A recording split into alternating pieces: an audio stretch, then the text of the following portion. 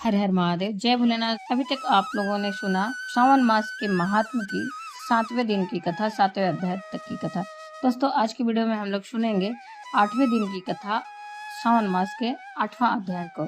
भोले भंडारी का ध्यान करते हुए प्रतिदिन की तरह नित्य उठकर पूजा नित्य कर्मों से निवृत्त होने के बाद भगवान का ध्यान करेंगे और हाथ जोड़कर इस कथा को सुनेंगे। ईश्वर बोले, हे सनत कुमार, अब मैं समस्त पापों को नाश करने वाले बुद्ध गुरु व्रत का वर्णन करूंगा, जिसे श्रद्धा पूर्वक करके मनुष्य परम सिद्धि प्राप्त करता है।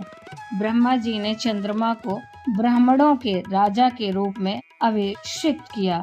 किसी समय उसने रूप तथा यौवन से संपन्न तारा नामक गुरु पत्नी को देखा। उसकी रूप संपदा से मोहित होकर वह काम के वशीभूत हो गया और उसे उसने अपने घर में रख लिया।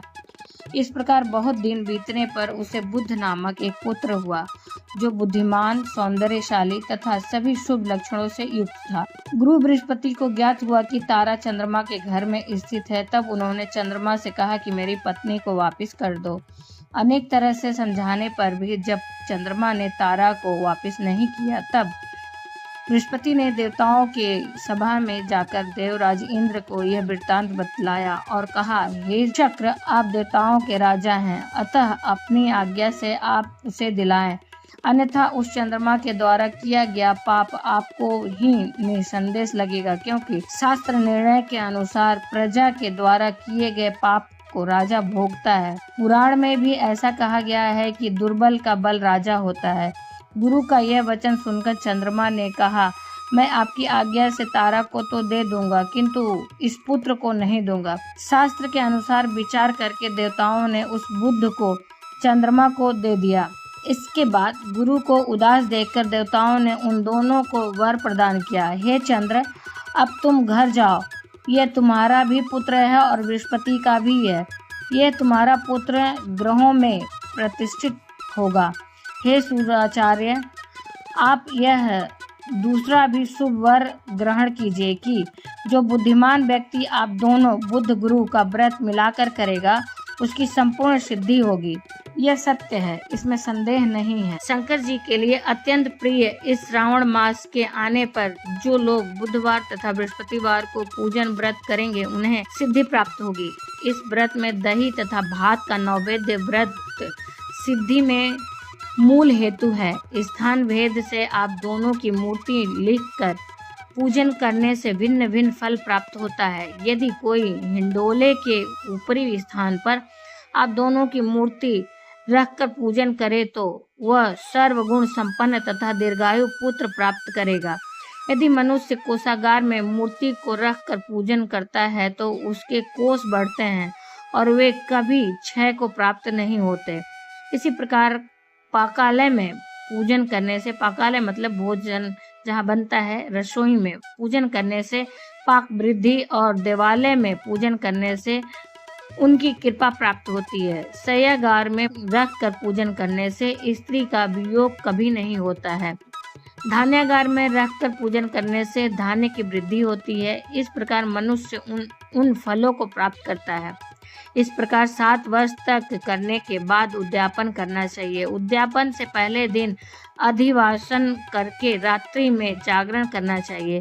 सुवर्ण की प्रतिमा बनाकर विधि पूर्वक 16 उपचारों से पूजन करने के पश्चात तिल, घृत, चारू और अपमार्ग तथा अश्वत्थ से युक्त समिधाओं से होम करना चाहिए। अंत में पूर्णाहुति देनी चाहिए। उसके बाद मामा व भांजे को प्रयत्न पूर्वक भोजन कराना चाहिए। इसके बाद ब्राह्मणों को तथा अन्य लोगों को भी भोजन कराना चाहिए। स्वयं भी भोजन करना चाहिए।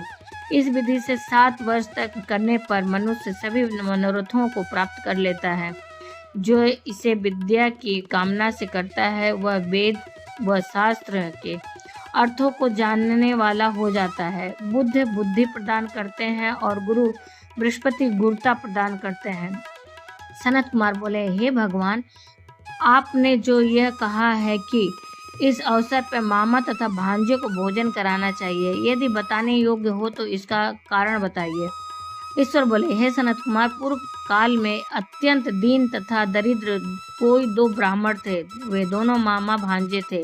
उदर पूर्ति हेतु परिश्रम पूर्वक भ्रमण करते हुए वे दोनों किसी नगर में अन्न मांगने के लिए गए थे।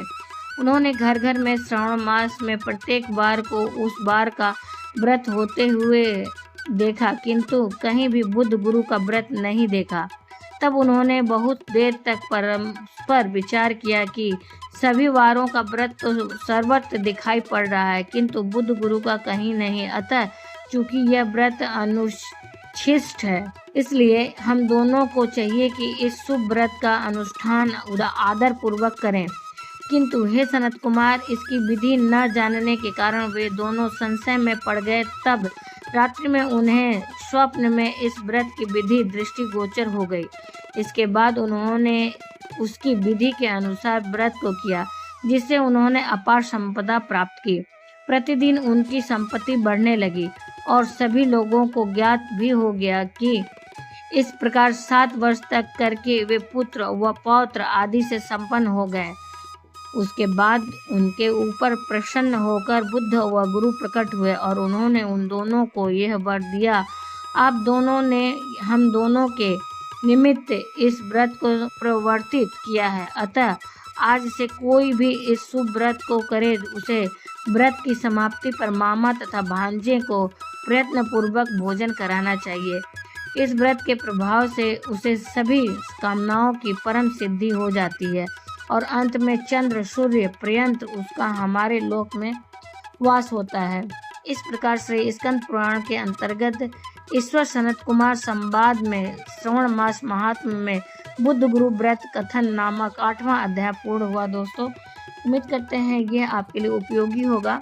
यदि यह वीडियो आपके लिए तनिक भी उपयोगी है तो एक छोटा सा लाइक अवश्य करिए। वही एकमात्र जरिया जिससे हम लोगों को पता चलता है कि वीडियो आपको उपयोगी लगी। दोस्तों, आप पहली बार मेरे चैनल पर आए हैं तो मेरे चैनल को सब्सक्राइब करिए, बेल नोटिफिकेशन अवश्य दबाइए, जिससे कि आने वाली वीडियो आपको समय से प्राप्त हो सके। कोई भी प्रश्न या सुझाव कमेंट बॉक्स में लिख सकते हैं। फिर मिलते हैं एक नए वीडियो में नई जानकारी के साथ। तब तक के लिए हर हर महादेव, जय भोलेनाथ। दोस्तों, श्री शिवाय नमस्तुभ्यम। धन्यवाद दोस्तों।